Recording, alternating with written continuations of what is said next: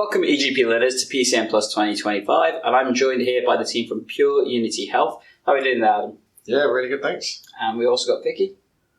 Pleased to meet you. Cool. So, wanted to know what you guys are currently offering for primary care networks and how you're helping them currently, particularly with some of the changes that are happening. Why don't you let us know what you guys do at Pure Unity Health? Okay, so at Pure Unity Health, we're delivering a lot of different services for primary care networks. We initially sort of focused on first contact physiotherapy.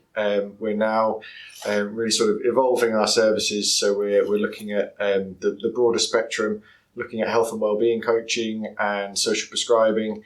We have a specialist women's health focused service, which Vicky leads on and maybe better place to talk to you about.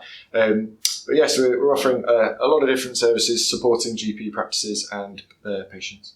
So real diversification in terms of what you're offering, and I guess that potentially uses a variety of the different roles that PCNs will have access to. How have you found that kind of change over the previous years? So I think obviously it started off as delivering first contact practitioner roles largely, and then over the last sort of 3+ years we've gone on to actually develop. We always delivered a primary care pain service that had physios in it, but also utilised health and wellbeing coaches. We've actually changed the model more recently, whereas it actually is just health and wellbeing coach delivered now. Obviously those coaches work really closely with the primary care FCPs and other primary care practitioners, but is solely delivered by health and wellbeing coaches, and we found that to be a really effective service, getting fantastic outcomes for patients.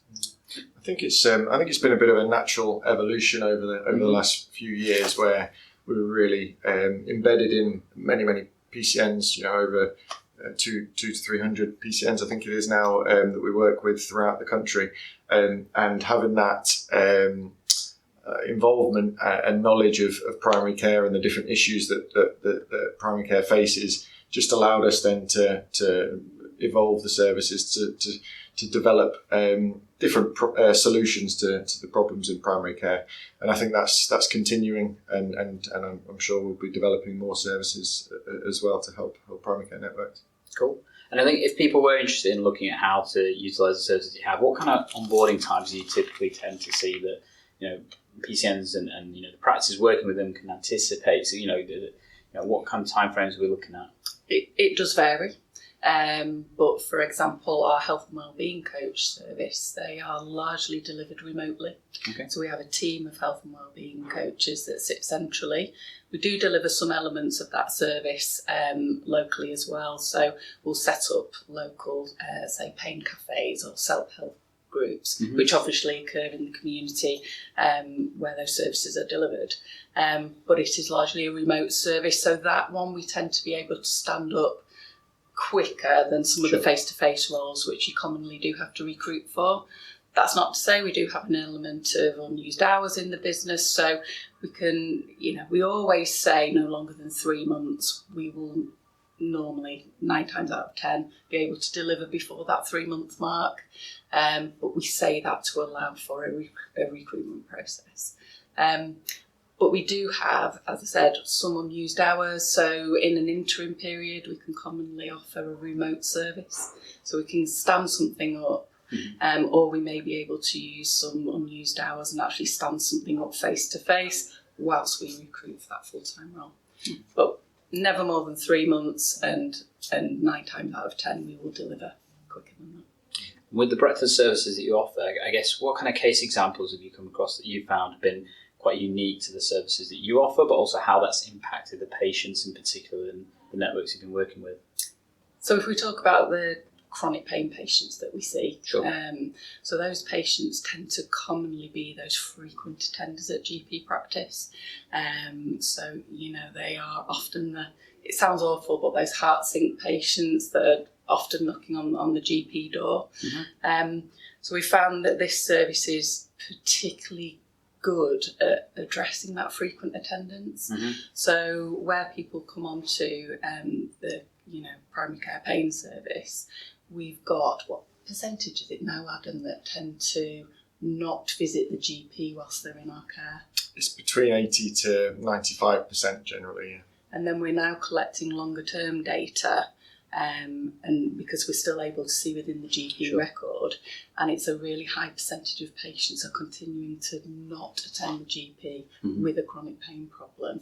So, again, what month data have we got? And what's we're up to 12 months now, and again, it's maintaining that the vast majority of patients aren't going back to see their GP after having their, whether it's 4 sessions or 12 sessions with the health and wellbeing coach. So that pain specialist health and wellbeing coach is essentially giving them the tools to manage themselves, increasing their self-efficacy, which is our key outcome measure, the pain self-efficacy questionnaire. So that's what it's all focused on. It's around building their self-efficacy, giving them the tools to manage their condition themselves without feeling the need to come back to the GP practice all the time, and getting them to really understand chronic pain and the different management strategies that are really evidence-based and mainly focused around lifestyle interventions rather than the old sort of more medical model where it's more focused on passive interventions, whether that's medications